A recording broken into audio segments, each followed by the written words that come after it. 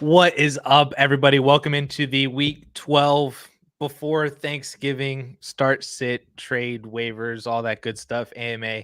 Sorry for being a couple minutes late. This day's been wild. But I guess we're here. Thanksgiving's tomorrow.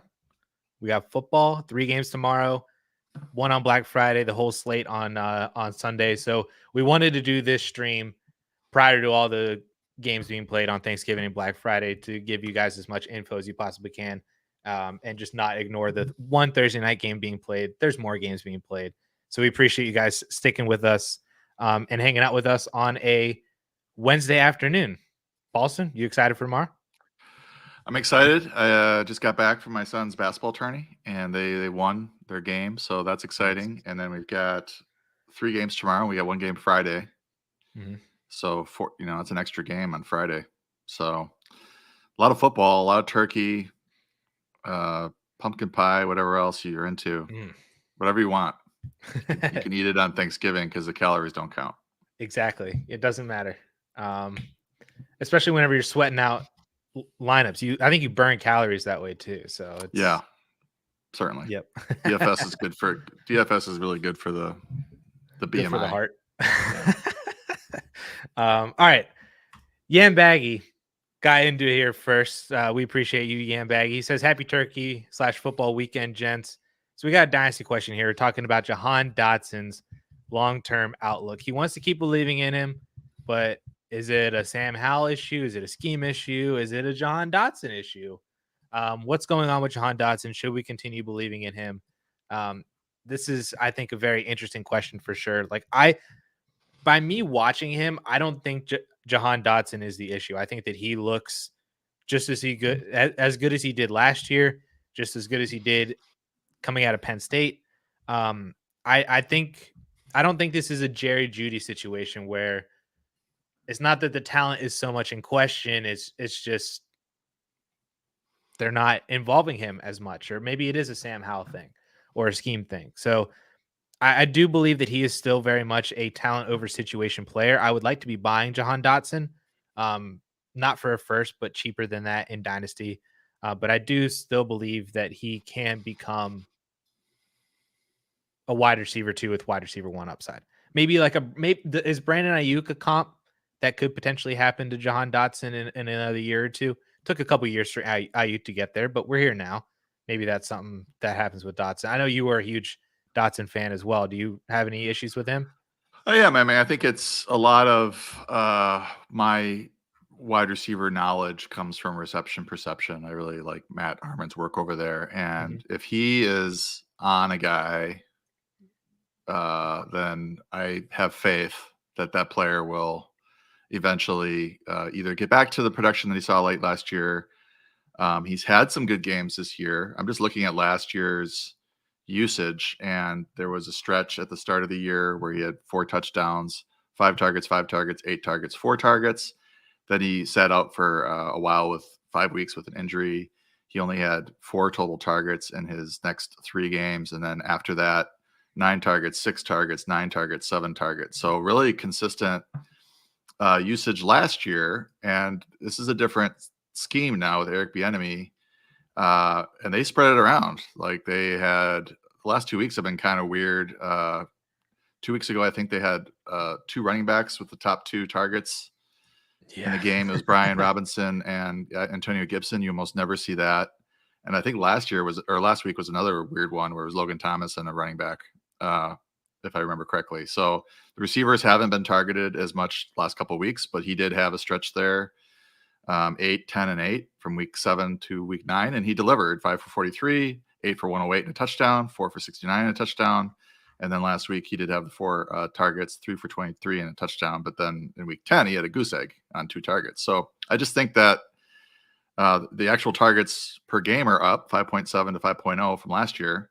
But we're seeing this kind of up and down usage. So it's almost like a Gabe Davis situation, whereas I think Dotson is better route runner than Gabe Davis, but you have this really low floor and this really high ceiling.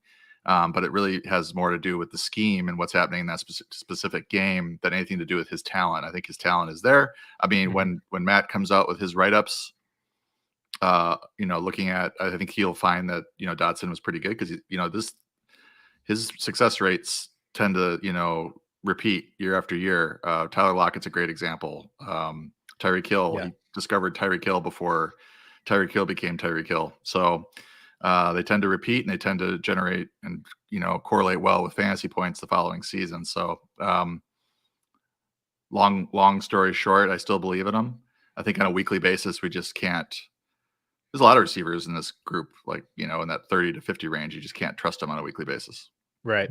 You got to pick and choose those matchups. And sometimes it can be hard to do that. But when it hits, I mean, that Eagles game was massive. And I know there were people definitely touting him up based on the matchups against the defense and the corners and how their defensive coordinator likes to run like man or zone or cover 4. I see all that kind of stuff all the time on Twitter and on 4for4 as well too. So it's just picking and choosing for sure.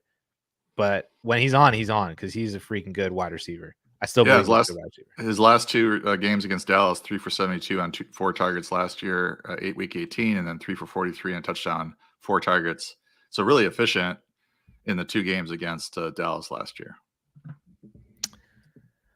We got a $2 super chat from Rockout. Rockout, thank you so much, man. He's asking, we're getting in the start sit now in a PPR format. He needs 1 running back and 2 flexes out of Javonte Williams, Zach Charbonnet, Chris Olave, Terry McLaurin, and Jaden Reed. So we need 1 running back between Javonte and Charbonnet, and then 2 other flexes. It could be the other running back and then one of the wide receivers, or 2 of these 3 wide receivers we got here. So, all right. I think Charbonnet stands out a little bit. I almost just said that Charbonnet was a lock, but the Niners matchup. The Niners matchup is not great, but tricky. Javonte has the Browns. That's true. So they're even worse. Charbonnet might be able. The 49ers are 16th adjusted fantasy points allowed to running backs. The Browns are 5th. So I would go with the backup that's going to get the big jump in touches. He saw the lion's share last week when Walker went out. So that's the way I would go with that. And then you want to know a flex, and Javonte is up for that, right? He could be the flex as well. Yeah, I'm almost debating playing both running backs and Olave as my 3 players. McLaurin, I think, is interesting. Jaden Reed, of course, has been fantastic the past 2 weeks, but he scored a touchdown each week. One of those was a big rushing touchdown. So maybe a little fluky, not necessarily something we can trust on an every week basis. And Olave, with Derek Carr still being in the concussion protocol, if it's Jameis with Olave, that's amazing. I mean, it's almost like instantaneously, as soon as Winston came in, Olave's fantasy points went from like 1 to 15. Is Carr not going to be back this week? I saw. I thought it was a notification I saw yesterday that he said that he was still in concussion protocol. 21st, Derek Carr remains in concussion protocol. Yeah. Well, I mean, I think Jameis would be an improvement probably for Olave. And I think I have Olave highest, even with Carr at quarterback. So I think he would take one of the flexes. Mm-hmm. And then it's really up to, like, Javonte's quote unquote floor. But I don't like this Cleveland matchup. Or you go with McLaurin. That's not a really good matchup either with the Cowboys. They're 7th in adjusted fantasy points allowed to receivers. Reed, I like him as a player a lot, especially as a Packer fan. But I have him quite a bit lower than McLaurin. Mm-hmm. I think there's just we just week to week, we don't know which Packer receiver is going to see the bulk of the targets. I mean, Reed and Dobbs have been better, certainly efficiency wise, than Christian Watson so far. And the matchup is pretty good. So I could see it. But I probably would go with McLaurin or Williams. And it really sort of depends on if you want that touch floor with the running back. Which I think I will take. So if it were me and I was starting them, I would go Javonte, Charbonnet, Olave. Okay. All right. I didn't know if you were I mean, I just there's the three options there. I think for sure Charbonnet, Olave, and then the three options. It's like floor with Javonte in a bad matchup. I mean, I don't know how many yards he's going to get. I got him for 17 carries for 71 yards, which I think is pretty optimistic. maybe get some passing work. McLaurin's been kind of, we talked about Dotson. McLaurin has always been a reception perception favorite. He's been a guy that has had terrible quarterback play until this year, pretty much throughout his career. And he's actually getting, consistent 7.8 targets. I mean, he's got at least 7 targets in 6 straight games. So that's probably the route I would go, even though it's a bad matchup against Dallas. Lindorfin says, "Sup guys, he needs a tight end this week. Which tight end do you like better? Logan Thomas at Dallas, Pitts versus New Orleans in a half PPR format," which is, I just have trouble ranking Pitts very high. Both matchups are pretty good. Dallas this is like their 1 week spot, 23rd in adjusted fantasy points allowed to tight ends. The Saints are bad too against tight ends, 27th. But I've got Logan Thomas 2 spots ahead of Pitts in half PPR. I think I trust him a little bit more. I don't know week to week whether or not Arthur Smith's going to want to use Pitts. I mean, this might be the week. Let's take a look at his recent usage. So spotty. Yeah, he has had exactly 5 targets in 4 straight games. Hasn't found the end zone since week 6. He has 1 touchdown on the year. Logan Thomas is 32 or something. He's as old as I am. He's got 8, going backwards. He's got 8, 5, 5, 8, 6. So a little bit more usage out of Logan Thomas. He obviously had a couple of big games, 3 touchdowns of the year. One as recently as week 8. So, I also like the pass heavy nature of the Commanders offense. So right. I would go Thomas. I would also go Logan Thomas. And maybe if you want to spin a narrative, you could say, well, if Dallas is able to effectively lock down McLaurin and Dotson enough, and with the pass rush that they're going to be able to generate against Washington's O-line with Michael Parsons and everybody, quick passes might be the play here. And, that could mean more targets to Brian Robinson and targets to Logan Thomas. So he might not score a touchdown, but, if he has like 5 or 6 catches, 50, 60 yards, that's a double-digit game that I don't know if Kyle Pitts is necessarily getting to if he's not scoring. So I would also start Logan Thomas as well. Here for the memes, hit us with a $5 super chat. Here for the memes, thank you so much, man. He's saying happy Thanksgiving. Made a trade finally. He has Dak, Connor, Tyreek, Amon-Ra St. Brown, Garrett Wilson, George Kittle, Brian Robinson. And he traded a late 24 first plus Najee Harris for Saquon Barkley. I really like this trade to go up and get Saquon. I know, Paulsen, you hated Saquon Barkley so much last week, and I think he watched the show because then he scored a couple touchdowns. You got the 2 receiving touchdowns from Danny DeVito. The 1 touchdown looked so reminiscent of the Big Ten championship against Wisconsin. It was the wheel route. It was perfect. I mean, and Daigle actually kind of predicted the DeVito. Like, if you really, really need a streamer, Washington. Yeah, it was Washington. But I mean, wow, like 3 touchdowns, 200 something yards. That was impressive. Yeah. But I like getting this. Saquon's schedule gets rougher though. The whole Giants schedule gets pretty rough over the next couple of weeks. But I like, I feel like you got Saquon at a discount here because I'm not the biggest Najee Harris fan for Dynasty long term. Really not all that much for the remainder of the season either. I feel like it's only a matter of time before Jaylen Warren starts getting more involved with Matt Canada getting fired.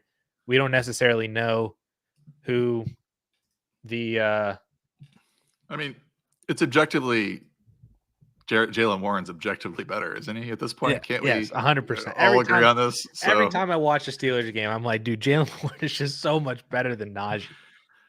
I don't think Najee's trash. Yeah. Yeah, but I mean, this should be like 60-40 backfield with Warren. I agree.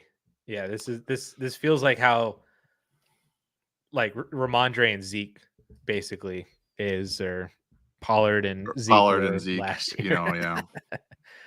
That's effectively what this is. A late first. A first is great, but if it's late, I'm assuming it's probably your first, maybe, or maybe you had another contender's first and it's late. But if it's yours and then you win the championship and it's 112 and Najee for Saquon, that feels great, especially for dynasty purposes. Saquon being a free agent at the end of the year, he could go somewhere else. I'm assuming he's not going to re-sign in New York unless they pay out the wazoo for him, but I don't think they're going to. And I don't think Saquon wants to be there. So he could go and sign somewhere else and be a much better running back with the same workhorse ability on a better team.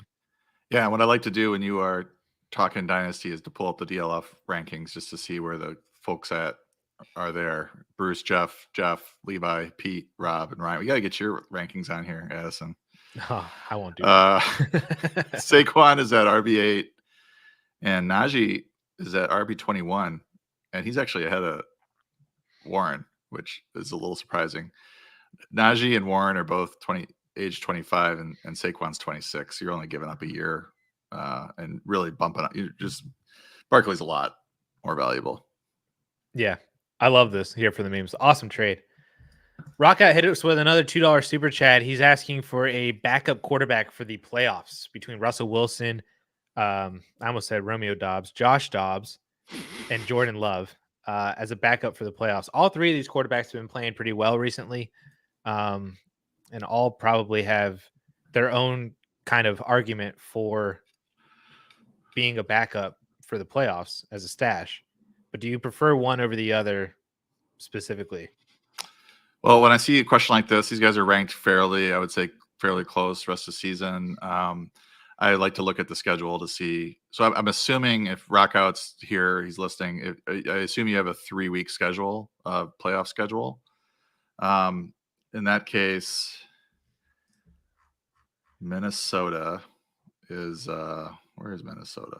I'm looking at my hotspots report here. I believe Minnesota has the best 3-week schedule out of the three of them. Cincinnati, neutral matchup. Detroit at home, that's a good matchup. And then at Green Bay at home, and that is not a great matchup. Green Bay is kind of a run funnel, but I think Minnesota just is going to pass anyway. Like, they don't really care. Denver has the 4th best remaining playoff schedule, excuse me, at Detroit, the New Orleans at home, or New England at home, and then at Chargers at home. So they've got Detroit and Chargers, 2 of the last 3. Those are 2 favorable matchups. The New England one's not very good.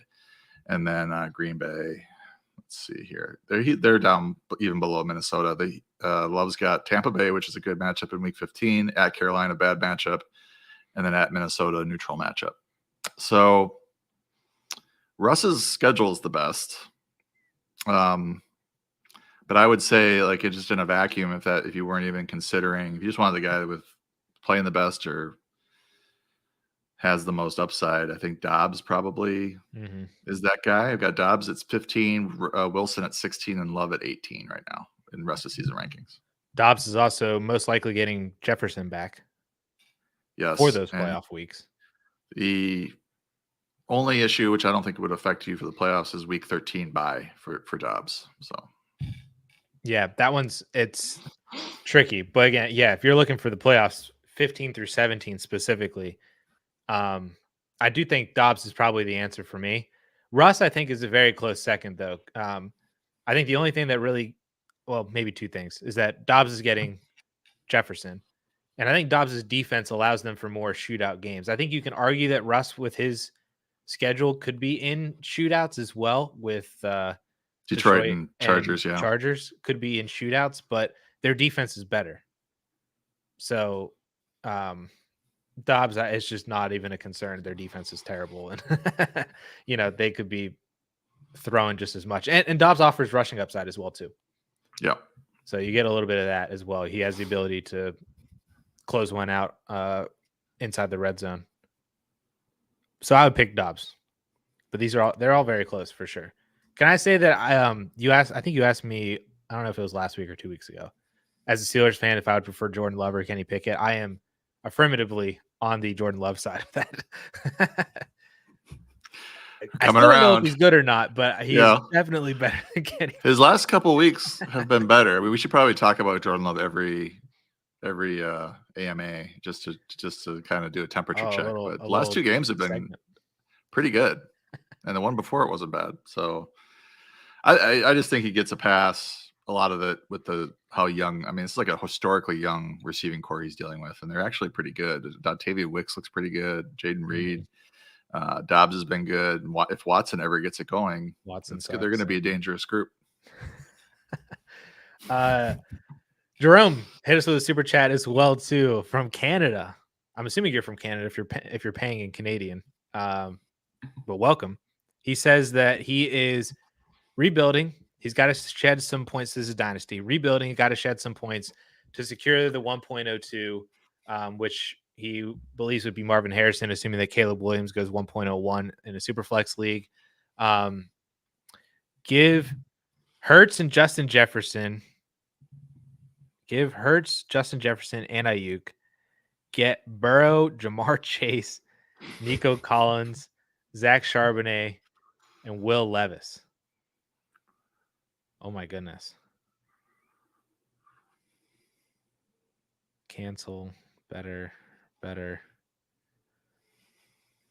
I'm going to be honest with you. I want Hurts, Jefferson, and Ayuk. I would rather have Hurts than Burrow. I'd rather have Jefferson and Chase. Well, they're basically a wash. I would still prefer Jefferson, but you can effectively cancel them out. But I would rather have Brandon Ayuk than Nico, Sharp, and Levis in Dynasty. So I know that you're trying to shed points, but at the same time, you're getting rid of Hurts and Justin Jefferson are 2 top 10 assets in Dynasty and Superflex. Burrow and Chase are as well too. But Ayuk has been climbing rankings. He's a borderline wide receiver 1 in fantasy production this year. And even though he's with the Niners next year on a 5th-year option, he has the ability to potentially sign somewhere else and be more of a volume target hog wide receiver 1 than a big play explosive wide receiver 1 on slightly less volume. So I would still prefer the side that you're getting. But I don't mind going from Hurts to Burrow as long as that I don't think I would include Justin Jefferson in that, even if you're getting Chase. But I think my main issue here is the Ayuk stuff. You might even get 1.02 without even making any moves. There's also that too. When you're in a situation like this guy is, do you have to start good players, or when you're saying shed points, what are you talking about? So shed points. I'm assuming that Jerome is an upstanding Dynasty player and is not purposely benching his best players to make his record worse. It could also be in a situation where some leagues, maybe most leagues, determine rookie draft order in reverse max points. So it doesn't matter if you don't start your best players. It goes on how many points you did have, you could have had. Yeah. In which case, by shedding points, then that means just getting rid of the better players and getting assets that are not necessarily scoring right now. They're on IR, not doing well. As in the case of Burrow is going to be on IR. Chase is not going to do well because he doesn't have Burrow and he has Jake Browning throwing it to him.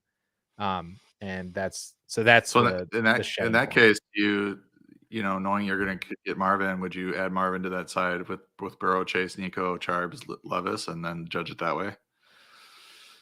So the only issue with that is then you would have to include who he gets at the 103 on that other side as well too. Yeah. Who would be what? Who's the 103? Probably Drake May now. Because of I'm assuming this is Superflex. That's why Marvin Harrison's going 102. So Drake May, as of right now, I believe is more of the consensus 103. And then you got Egbuka and Neighbors and Quinn Ewers. Maybe I doubt Quinn Ewers gets up there in the top 5. Brock Bowers might be the 103 though too. But again, you might just get the 102 just anyway, even if you kept Hurts and Justin Jefferson. And then you add Marvin Harrison to that, would be better. If you could try to figure out some way to do Hurts and JJ for just Burrow and Chase and maybe get a little something extra on top. If you get Nico, if you get Charbonnet, then so be it. That might help. but I would be trying to keep Ayuk over Nico, Charbonnet, and Levis. That's the main point of this trade that I don't necessarily like. All right. Let's see. We need to do some start sits, I think.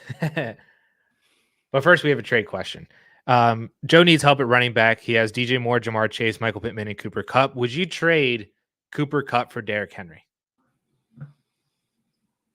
Oh, this is just redraft. Like, I would assume so. We can approach it as a redraft trade. So rest of season, would you rather have Cooper Kupp or would you rather have Derrick Henry? And then how is? In sorry, PPR. I missed he's got DJ Moore, Chase, and Pittman, and Kupp. So he's stacked at receiver. He needs help at running back. I think that's reasonable. Kupp has got the ankle injury. I think if he were healthy, I would probably say no, because he's just, capable of 190 and 2 touchdowns any given week. But this year seems not a lost year, but just seems like he can't stay healthy.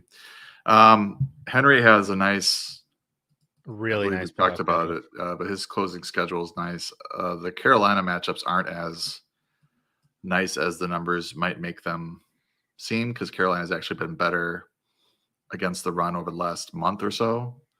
But he's got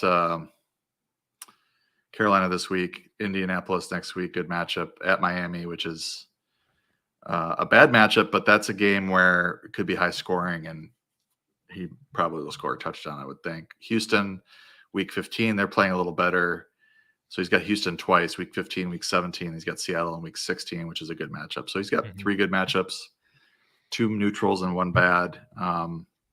He's been somebody I was trying to trade for in my keeper league, just to kind of target this rest of season schedule. And I think he's somebody that can really get hot. We've seen it years past, where at the end of the year he just starts rolling. Yeti. So if you need a running back, I think he would be a good one to trade for. I think his schedule has went from really appealing to pretty appealing over the last week, last couple of weeks, because of Carolina playing a little bit better and Houston playing a little bit better. Would you entertain Chase for Henry and maybe another wide receiver coming back as kind of a sell high on Jamar Chase if you're in the camp of anticipating that Chase's production is going to be subpar? Would you entertain something like that? I don't necessarily want to speculate on who the wide receivers are on the Derrick Henry side, but if you get Henry and Jahan Dotson, like we kind of just mentioned, for Jamar Chase, would you entertain something like that? One thing with Kupp, he's looking iffy for this week against Arizona. He's got Cleveland in week 13, not a good matchup. Baltimore week 14, that's a bad matchup. Baltimore's like best in the league against the pass. But then week 15 and week 17, he has Commanders, worst pass defense in the league, and he's got the Giants in week 17. So that's a good matchup. And then he's got the Saints in week 16, which is kind of a neutral to bad matchup. So 2 of his 3 playoff matchups are great. If you're looking good for the playoffs, you might want to hold on to Kupp. But if you really need running back help, then you might want to either do the trade or do what Addison said and maybe let Chase go, because Jamar Chase has a lot of name recognition, but without Joe Burrow, it could get really ugly.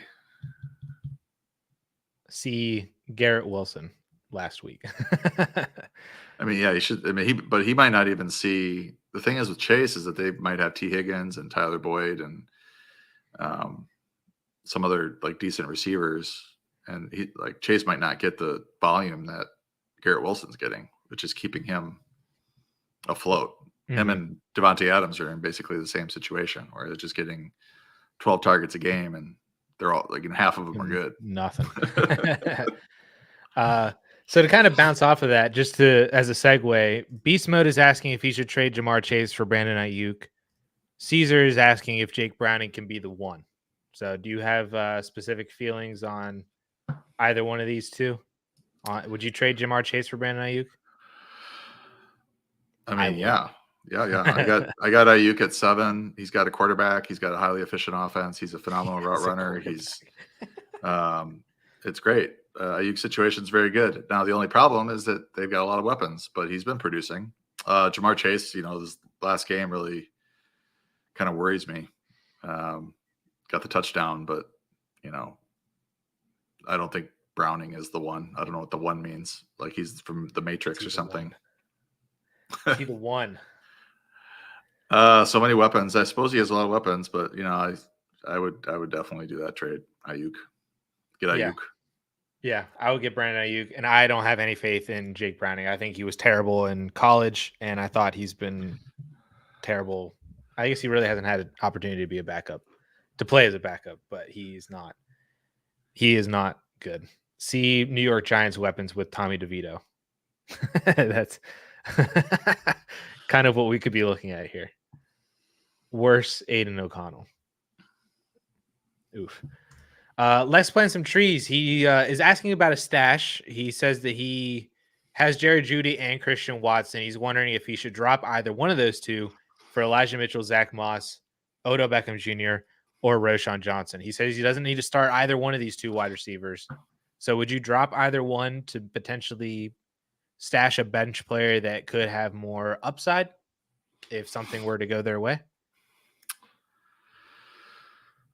Jeudy, I think, is an interesting one. Yeah, I mean, I've been fading Jeudy all year, and Watson is just somebody that I would just keep on the bench because if he gets it going, he can break fantasy football if they start figuring it out. But we're not seeing him on the. They're giving the sweeps and the handoffs to Jaden Reed. So we did see some rushing last year with Watson. They're not doing that this year. So really what he's getting is primarily deep targets, and they're not connecting. Jordan Love's deep ball accuracy has not been particularly good.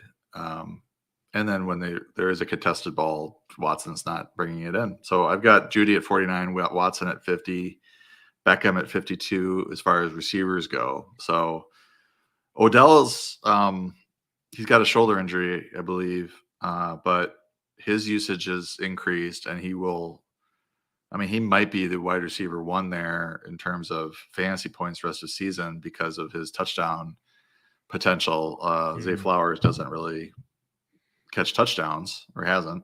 He does. They're just called back. I think he had one, right? Or he has one that counted.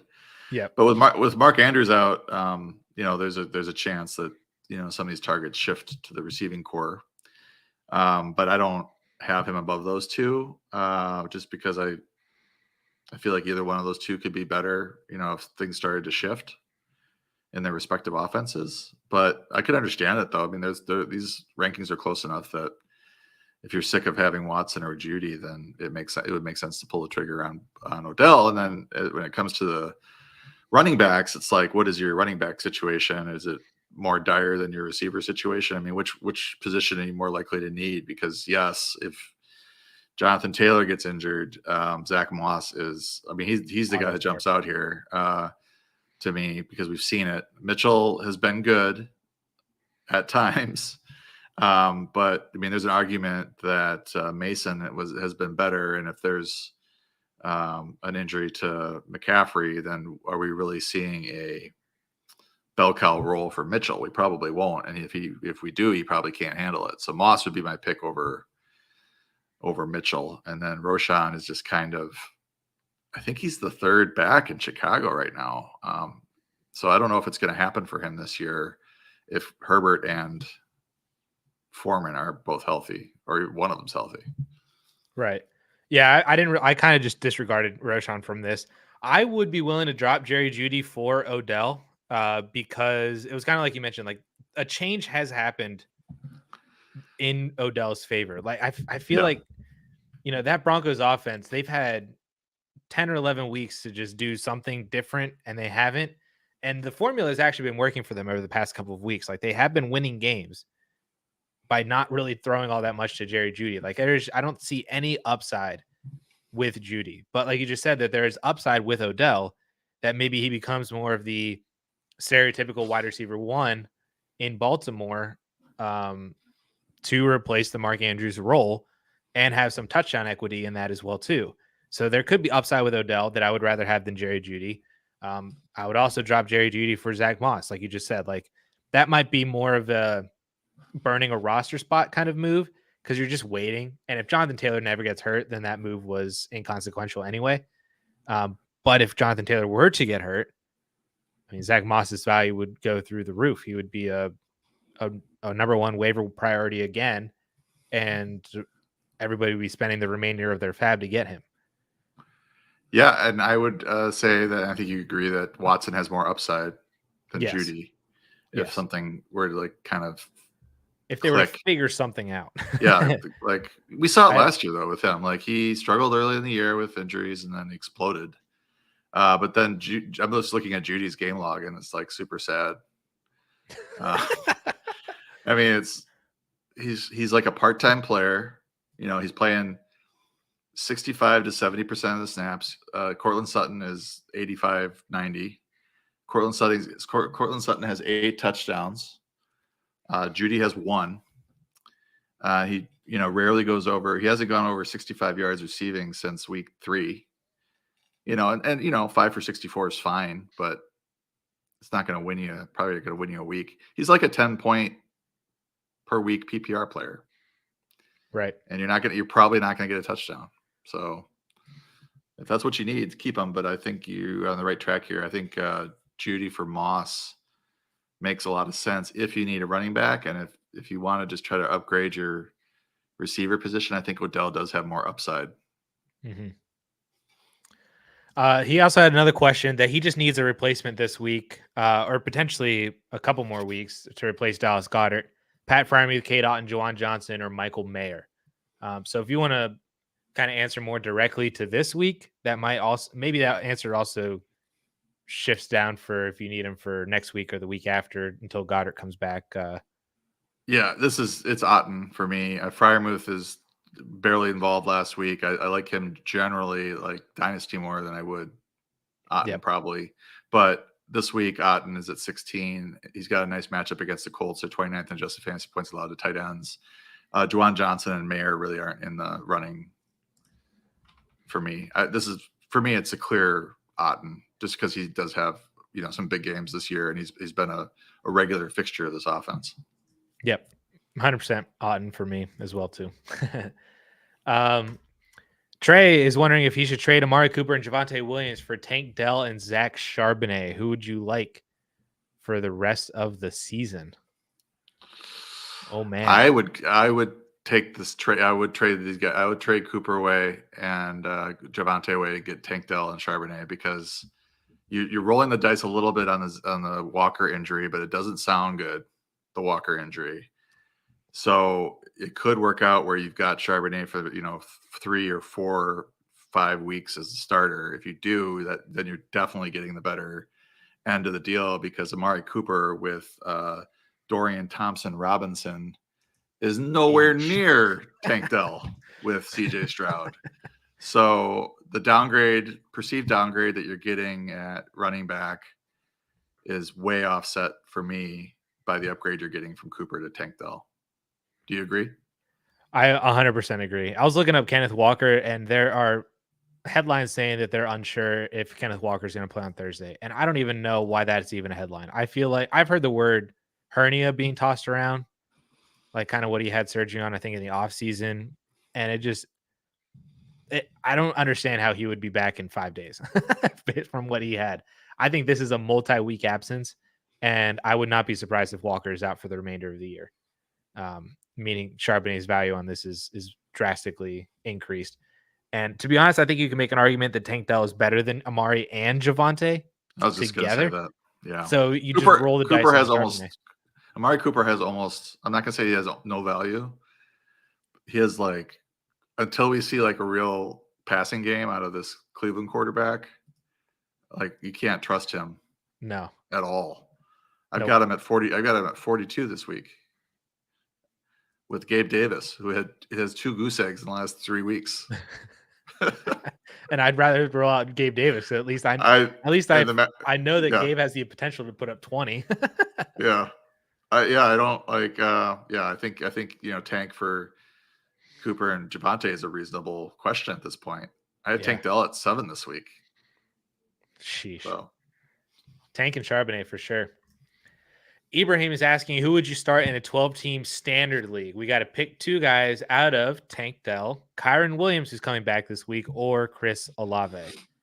So with it being a standard league, makes it a little bit more interesting here. Tank and Olave are kind of the same players, like they could be more big play kind of guys that maybe the reception totals don't necessarily matter as much. But they both have the ability to see double-digit targets and still haul in 8 or 9 receptions. Kyron is super interesting though, because even though he's coming back from almost a multi-month absence, they played the Cardinals this week, and the last time that he played Arizona, I think he rushed for 150 yards and a touchdown. So, but do you want to roll the dice on the fact that he has a 100% backfield share again? I don't know. Yeah, for me, it's this is an easy one. Kyron and Tank Dell. I mean, I like Olave as a player, but he's just below these guys right now, given what he's done this year. Michael Thomas being out might help, but I think it really helps Rashid Shaheed and A.T. Perry more than it helps Olave. But Olave with Winston might be interesting, but I still think Tank Dell's red hot. Kyron Williams is they had no hesitation cutting Darrell Henderson. So I think that just is a sign that Williams is full ready to go. And he was like RB 7 or 8 or something through the first 6 weeks. So I would not hesitate to use him. So I would go Dell and Kyron. I'm sold. That was my first 2 off the top of my head, but Olave always piques my interest because I like him a lot. Trey has another question. He needs an RB2 and a flex out of, all the Tank Dell ones. Breece Hall, Tank Dell, Ramondre Stevenson, and Kyron Williams. This is tough. This is really Kyron versus Tank Dell for me. What scoring system is this? That's a good question. Do you want to roll with that? You want to roll with a half? Yeah, let's see if he chimes RB2 and a flex. So you can start both Kyron and Tank Dell. But he's also got Breece Hall. Yeah. Are you starting Breece though over Kyron? Well, that's what the projections say right now. But that's actually I've never been posed with that question. But maybe the matchup is so much better for Kyron. I think the question is, we haven't seen him play for a month. We also haven't seen Tim Boyle play ever. Half PPR. I think it's reasonable to start Kyron and Tank. I've got Breece at 13, Tank at 14, Kyron at 19. But you had me thinking here because Tank's matchup is better, 23rd in just fantasy points allowed to receivers. The Jaguars are, and then Kyron Williams' matchup with Arizona is fantastic. They're 31st in that metric. Breece Hall against the Dolphins, 3rd. And it's a full PPR league. Is it full? Okay. Yep. Thank you, Trey. Let me pull that up.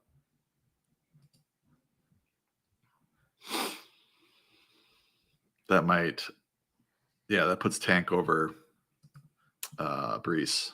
So really it's between Breece and Kyron, I think. I don't think Steve Ramondre is in the running. No, I've disregarded Ramondre from the so it's Breece against the Dolphins. The Jets offense kind of sucks. Kyron has been really good. You got me thinking about that now. Should I move Kyron over Breece Hall or move Breece Hall down? I think Breece will still survive on receiving work, which in a full PPR could be helpful. If he has 4, 5, 6 receptions, kind of like what happened with Saquon last week, where DeVito is just not necessarily dropping it down, but relies more on the running back. So that could be the argument for Breece in a PPR, a full PPR over Kyron. But I trust Kyron's workload a little bit more. Yeah, and he's got that matchup with Arizona, 20 for 158 and a touchdown. And then he also had some catches. So he didn't have any catches against Arizona, but in the previous games he had 2, 3, 2, and 6 catches. So he's also involved as a receiver. Maybe he's more involved as a receiver with a Kyler Murray Arizona Cardinals team that is able to keep up more with opposing offenses. I'm spinning narratives here. Yes.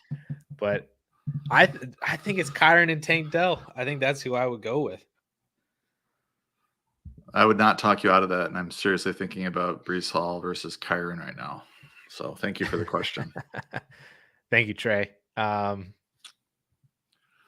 and Tank, final answer for me.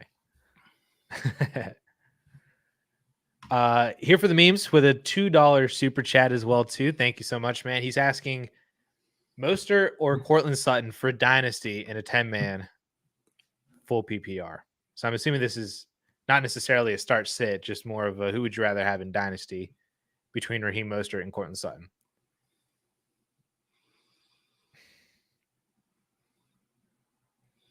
I think I would go with Raheem Mostert just because running back. I don't have a ton of faith in Cortland Sutton long term. Age comes in and becomes a factor for both of these guys. But Mostert, I think, is still signed through next year in Miami, so he'll be in a similar situation. Maybe Achane takes a little bit more next year if he's healthy, but he hasn't shown much of an ability to stay healthy. So Mostert's in the same role. We could just be doing all this over again next year. So I would take Raheem Mostert. And I also think the upside is there with Raheem Mostert as well, too. I would roll the dice that Mostert maintains his situation and role in 2024. And if he does, that's way higher and better than Cortland Sutton. So you're taking a 31-year-old running back over a 28-year-old receiver. I like it. Yeah. That's going against the grain, right? I guess so. But like I said, like age becomes a factor for both of these guys. Like this isn't like Raheem Mostert or Jamison Williams, where you could spin the upside narrative for the young guy. Sutton, I feel like he just is what he is. And I would roll the dice on Mostert maintaining his role next year. Final answer. Let's see. Video Vandal question near and dear to your heart, Paulsen. What are you doing with Christian Watson? Are you buying low, selling, holding? I'm assuming this is in a dynasty context. But I'm sure you have thoughts as a Packers fan. Do you have thoughts on Christian Watson long term, both biased and unbiased? Well, the thing with him is that I think he's one that didn't fare particularly well in reception perception in terms of route running. So he's not like a natural route runner coming out of college, which makes sense because he's went to a smaller school. But he is the most athletic player on the field pretty much anytime he's on the field. He's certainly the fastest just about anytime he's on the field. So there's upside there. I don't know if he's going to put it all together. This has been I would say after what we saw last year in spurts, this has been a very disappointing season, but he got hurt again and then he came back, got hurt again, but then he's been back now pretty healthy and hasn't done anything. So it's certainly raising some questions about whether or not he's long-term going to be a wide receiver one type. Somebody on Twitter comped him to the next Chase Claypool. Maybe. We never saw Chase Claypool do what he did last year, though. I don't think. Claypool had 11 touchdowns as a rookie. I think he had 9 receiving, and he had those 2 rushing touchdowns as well, too. Trust me, I remember that as a Steelers fan. Everybody was saying that Chase Claypool is the next thing, and that was back still with noodle arm Ben Roethlisberger, and I was Team Deontay. Does he have 4.3 speed? Yes. He's Mapletron. All the comparisons for Chase Claypool coming out of college was look how close he is to the next Calvin Johnson, which is pretty similarly to what we got with Christian Watson, because Christian Watson's like speed score was through the charts. Yeah, I mean, I guess it's possible. He's been languishing below 40 yards receiving. His best game was against Vegas. I was there for that. Yeah. I don't know. He's a sell for me. I would sell for a second or a couple of seconds. If you get a first round pick, that's amazing. I think even in 2025 or 2026, that's phenomenal. I would not be buying low unless it's for less than a second. I like Jaden Reed a lot. And I think he's actually a really good route runner. And Harmon Yes. thought that as well coming out of college. And then Dobbs is not the greatest route runner, but he does certain routes well. And he's really good with the contested catch. So that's why his role. That's why he's like the go-to guy for Jordan. Yeah, I was gonna say love trusts him a lot. Yeah. Yeah. All right. So we got 5 minutes till 4. We're gonna go for a little longer past 4, but we're getting down to the nitty-gritty here. Should we go back to the top and make sure we're getting these questions in order if they're not super chats? I thought I was going in order. Oh, okay. Did I miss one? Well, I don't know. We're jumping down. I see. Yeah, you did. We did get most of these in order here. Yeah. So I know that there are some Dynasty questions in here that I'm going to skip over right now. This is usually the part where I say, if you guys have a Dynasty question that I did not answer, throw it into the comments of the replay of this video, and I will answer every single one of those. I always answer every DLF, most DLF comments. But if you ask a good question, I am the person that is answering comments on the DLF side. I also think I'm thinking of doing a live stream on Friday, maybe, just for DLF, just for Dynasty, to answer questions for them as well too. So if you're interested in that, let me know, and that could convince me to do a show on Friday. I don't know what time the game is, but maybe. Oh, good question. Probably Friday night, right? Is it a night game? I would think so. It's not an afternoon game to like. Might be afternoon though. Let me see. Oh, it is. It's 12 p.m. Pacific, 3 p.m. Eastern on Prime. Well, maybe I'll do it before 3 then. We'll go right into the game. Maybe. I might still need convinced. All right. So we're just going to churn through some start sit questions here. So again, if I pass over to your question, I'm sorry, especially if it's Dynasty though, but drop it down in the comments, or if I do a show on Friday, I can answer it then. Jelly of the Month is asking a quarterback question here. He's asking about Sam Howell versus the Dallas defense, or would you stream Baker Mayfield or Gardner Minshew over Sam Howell because of that matchup? Very interesting quarterback streamer. They're ranked fairly closely. I have Howell at 15. I've got Mayfield at 18, Minshew at 19. I would go with Howell just because he's been good, and we could certainly see a bit of a shootout in this game. At the very least, we could see a lot of garbage time for the Commanders. And as we know, Blake Bortles made a fantasy career in garbage time. So I would go with Howell. I mean, I understand the appeal of, going with a better matchup, but Dallas is 10th in adjusted fantasy points allowed to quarterbacks. It's not like they're first or second, which is where I start to really worry. Maybe even top 5, I would really worry about a player, but 10, not that big a deal. Indy's 16th, Tampa's 26th. So you are getting the best matchup with Gardner Minshew. But I would go with Howell. He's also got some running ability too. Sean says happy holiday. Happy holidays to you as well, Sean. He needs to start 3 in a PPR league out of Jalen Waddle, Kyron Williams, Ramondre Stevenson, Jaden Reed, or Josh Downs. Can I simplify this and say that Waddle and Kyron are locks? So we just need to determine who the third is between Ramondre, Reed, and Downs. Is that inaccurate here? That's good. Okay. I like that. I've seen a bunch of the fantasy points guys, Scott Barrett, Graham Barfield, have been pumping up Waddle this week because of his yards per route run against cover 4 or cover 3. One of those two defenses. Who's Miami play this week? I already forget. New York. There we go. Run a lot. So Waddle has been pumped up tremendously on my timeline this week. We've mentioned a whole bunch about why we love Kyron. So Ramondre, Reed, or Downs? This is probably a floor with Ramondre versus, perhaps some ceiling with Reed or Downs. I think Ramondre is probably the right play here. He's probably got a 15 to 17 touch floor, and they're playing the Giants, right? They're middle of the pack, and adjusted fantasy points allowed to running back. So that's probably the way I would go. And it seems like his injury, he was not on the injury report today.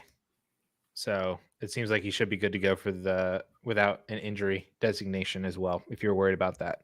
I know some people were curious on Zeke. Some people were asking me about Zeke, I should say. So I would also go Ramondre as well, too. Ibrahim, in a standard league, Logan Thomas or Isaiah Likely, he needs to drop one moving forward. So I guess we haven't had an Isaiah Likely question yet. How do you feel about him now as the new tight end in Baltimore for probably the remainder of the year? And would you rather have him or Logan Thomas? I would rather have Isaiah Likely. I think there's just more upside there than with Logan Thomas. Logan Thomas is a nice low-end tight end one. But Isaiah Likely last year in the 3 games that averaged 3.3 catches for 44 yards, 0.33 touchdowns, 6.3 targets per game. I don't know if it was a year before, but he's had some nice season or nice outings. Yes, he's only been he's only been in the league for 2 years. So he had 6 for 77, a touchdown and 7 targets in week 8 of last year, and then he had 8 for 103 on 13 targets in week 18. Now things have changed a little bit because the receiving core is better there. But coordinator change as well too. Yeah, I just feel like he's got more upside. Yeah, he's kind of the unknown that could have more upside or could have I feel like Isaiah Likely could just turn into what Logan Thomas kind of was and has been for the majority of the year. Yeah, I could see that. But he's also in a much better offense and I would say it's a little bit alarming, looking at his game log. 74% of the snaps last week after Andrews got injured, and he only had 2 targets. He had a goose egg, so that's a little,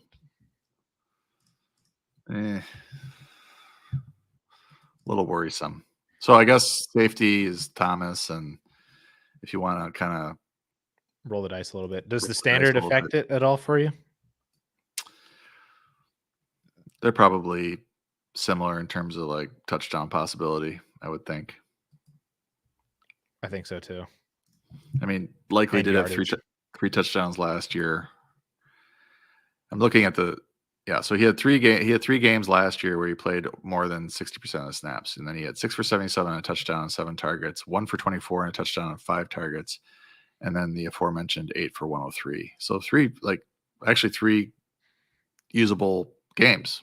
Yeah. 19.7, 9.4, and 18.3 PPR. So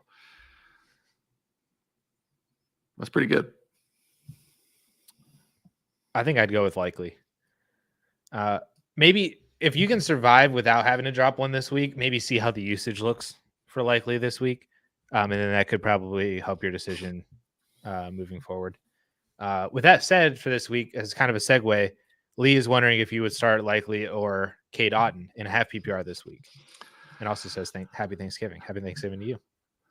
I would go Likely. The snaps were there, even though the targets and catches weren't. We saw it last year. The Chargers are 25th in adjusted fantasy points allowed to tight ends. Dallas, or who'd you say those Otton? The Colts are a good matchup for Otton as well. So that that kind of is a wash in terms of the matchup. Otton's usage has been pretty good. Just want to pull up his game log. I know he had the 2 touchdown. He has been kind of on a roller coaster for sure. Because he was pretty solid. He's been solid at times. 6, 6, 9, 3, 5 at the targets. And he's got 3 touchdowns, and 2 of them came in 1 game. And since then it's 2 for 10 and 4 for 49. So yeah, I would say roller coaster is probably, he's playing a lot of snaps though. He's out there 95% of the time plus. I think Likely will play a lot too. I would go with Likely. I'd go with likely has a better chance of being higher on the target totem pole than Otton playing behind Evans and Godwin and Rashad White with the way that he's been catching passes recently too. Likely, we're not necessarily sure, but he has a better chance to be ahead of OBJ and Flowers and all the running backs for sure. Jay Lizard hits with a $2 super sticker. I can't see the sticker, but I'd imagine it is freaking awesome. StreamYard at least won't show the sticker. I'm gonna have to go into YouTube after the fact and see what it looks like. But appreciate the sticker, Jay Lizard, and appreciate the support. Daniel is asking in a half PBR league, Jalen Warren, Devon Achane, or Tyler Lockett? A very interesting question here for sure. Achane might not play again, which is super unfortunate. But even if he does play, would you trust him? I mean, dude played like 2 snaps and then promptly left again. It's funny. I had him ranked high, but I saw people saying, Achane no matter what, and all this. I guess referring to Draft Day, the wonderful film, Kevin Costner. But then he's like out. It's bad. I have him pretty high. I think if he's healthy, he's going to be involved. He's at 55. He's not super high in the flex. And then Lockett probably. They get Sam Fram. At 70. And then who's the other one here? Jalen Warren. He's at 46. So again, Cincy I think has given up some big runs. I would go with Warren. I think he's probably your safest option. The only other thing that might shift that is if they say Achane's 100% ready to go and the full go or something, but it doesn't sound like he was going to practice today, and based on this practice, they're going to decide if he's going to play on Friday. So he's got a short week as well. So it would not be surprising if he missed this week and they hold him out until week 13. I think my answer for this is Tyler Lockett, to be honest with you, even still against San Fran. The upside is just there for sure. And I know Warren could have like a floor, but Lockett's floor isn't horrible either.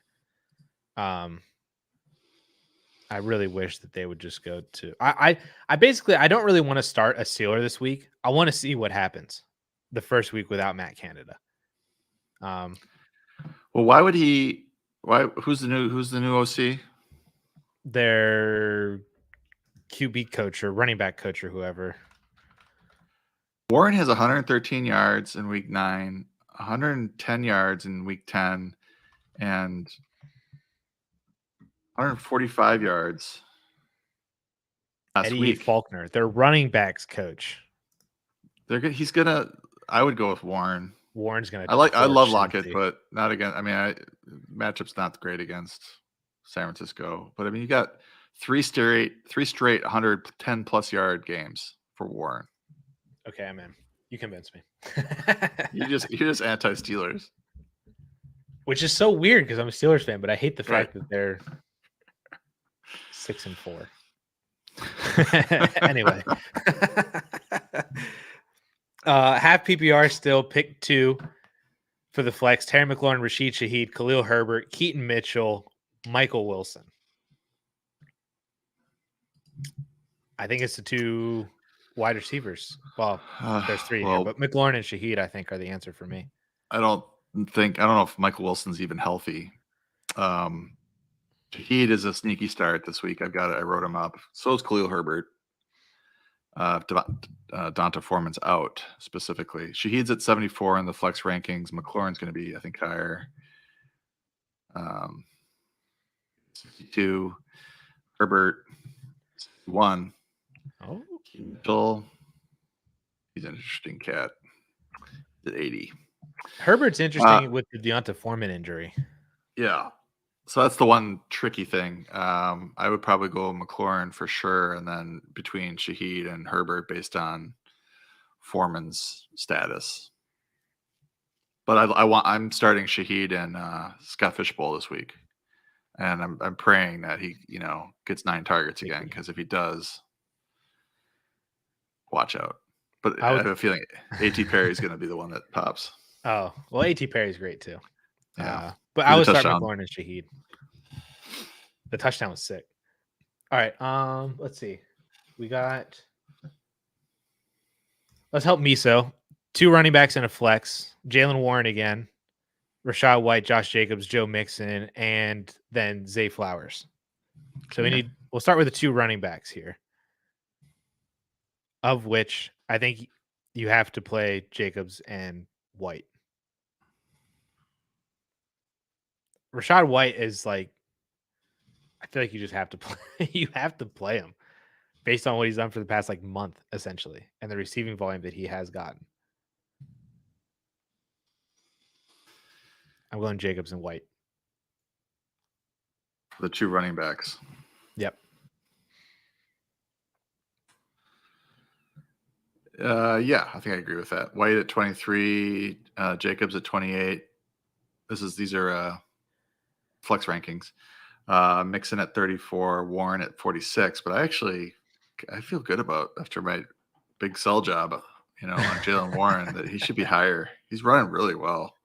Is he your flex then? Are you going I Jacobs? don't know. Warren? I'm thinking about it, because what is this? I mean, Mixon did have a really good game with Browning, right? Didn't he score both his touchdowns after the injury to Chase? Had 1 touchdown with Browning. What about Mixon though? Mixon had. He had 1 touchdown receiving. 1 touchdown. That was from Brown. Was that from Browning? He had 5 catches.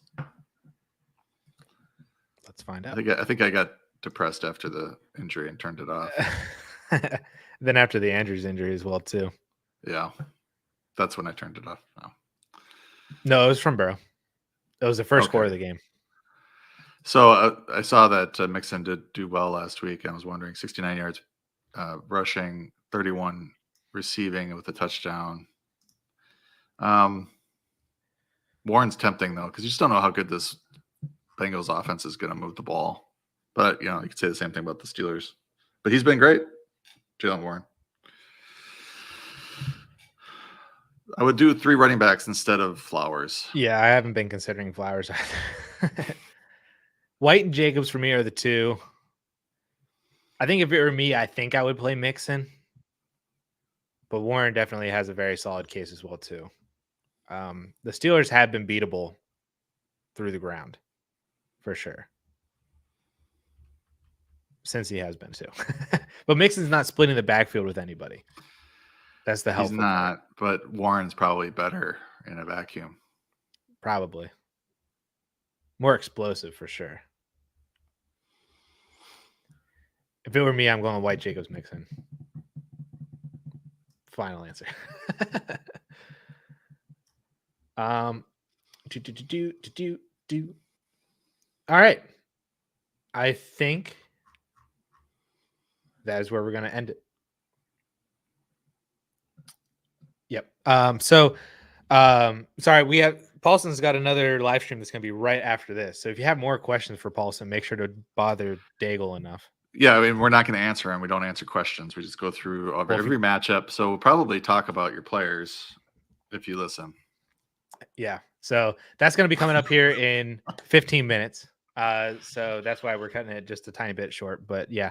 But we appreciate you guys for hanging out with us on a different day, on a Wednesday, different time, at 3 to 4 p.m. on Eastern time.